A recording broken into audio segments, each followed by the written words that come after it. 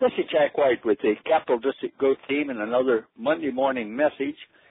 We have an old friend back for another recording. He's been with us before. His name is Rob Parker. He's the CEO of Kiwanis International, and I could take the whole time telling you about his accomplishments, but you want to hear about the topic he has today.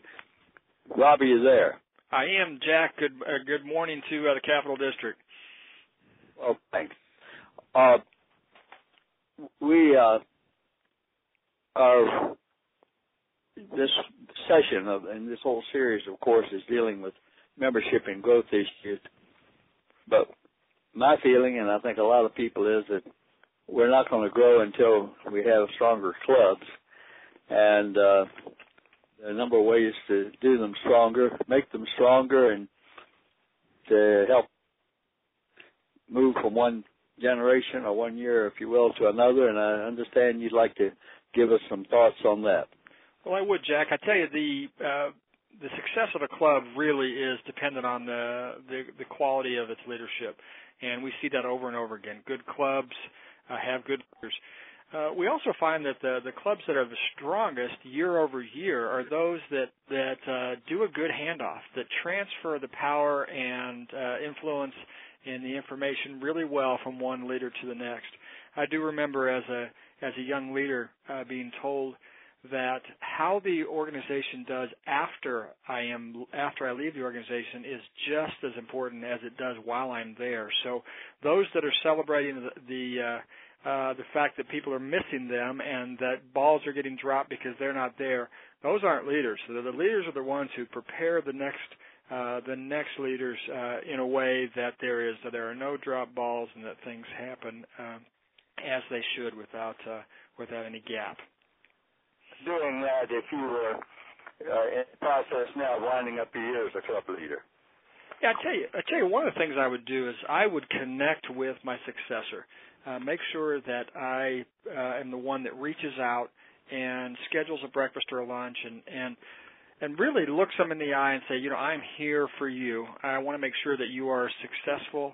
What we're trying to do requires us to kind of work together, and I want to help. I would communicate with as many other leaders as possible within the club that you are solidly behind this new leader. That doesn't always happen, does it? It doesn't, and I think people tend to want to divide sometimes. And I think what you do is by sending a real clear message that I'm 100% behind them and not letting any negative creep in. I think that's really important.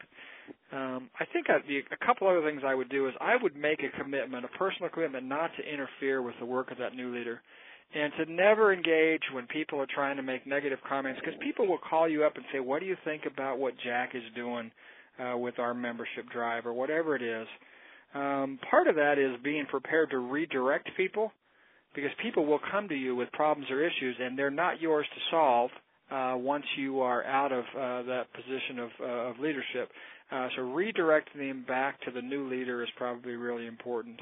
And I guess the last thing I would say is that as a past leader, rather than just serving as a past leader, I would encourage you to volunteer for something new, something different, something that would keep you active and alive, and also show that you don't have to be the president of the club, as an example, to be a meaningful contributor.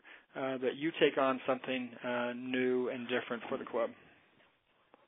Well, Rob, I think you're aware that I'm one of those people that's coming in next year as club president, and I have just been as pleased as I could be with the cooperation that our president has given me, even to the point that I had some agendas, some things that I wanted to do next year, but he's let me sort of get started with them. I go to the board for permission to get started with them during his year, and not saying wait till it's yours. And that has just given me a tremendous leg up on hopefully, being off to fast start on October 1. So, in fact, one of the things we've been talking a lot, we've been talking a lot about the fact that my year, your year is not the way for us to go. That most Kiwanians do not mark their calendar based on the Kiwanis year, and it's only us as leaders that do that. And so, if it could be a seamless transition, every year could be our year, that would be awesome. If I can put you on the spot a minute, international organization, there's still that this year, my year, and my group and all that, and a little more than maybe in my district. And is there any movement at Kiwanis International to having a long-range planning process so that you'll be planning 3 to 5 years in advance, and each new president that comes in will just pick up and keep carrying the ball? Well, certainly we do have a strategic plan. I think the challenge becomes when a new leader who has been preparing usually for years before they take over as the international president, when they've got an idea about how they would like things to run, you do want to give them the opportunity to put their stamp on it, to put their unique personality on it, but you also want to follow the plan. So we do have a strategic plan that we're following. I think I've shared with this group before that one of the reasons they hired a CEO was to have a consistency from year to year. So that seems to be helping us a little bit to maintain some continuity. So it's finding that right balance. You want the new energy and enthusiasm and creative ideas of a new leader, but you also don't want to abandon the track that you're on. One of the things we've been doing is meeting with all of our officers, the incoming officers and the immediate past officers on a regular basis, so that the new leaders You're talking about the international level now, or in your club? At the international level, yeah. So we've got the vice president, the president-elect, and the current president, and the immediate past president all meeting every other Monday on a conference call because we're spread out all over the world. But those four talk every other Monday, and are just making sure that they're all on the same page. And so that can be helpful at the club levels is to make sure that your future leaders are already brought in and looped in before they get started. That's a superb idea, and I'm going to try to start it on club immediately.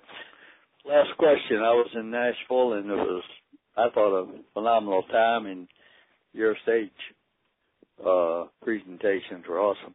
How did you feel about the coming out of the convention? How did Kiwanis come out of it? Well, I think we came out really strong. The fact that it was larger than San Antonio and Orlando was a great sign for us that despite the economy, our people still want to get together, so we were excited about that. We did some tracking for our leaders.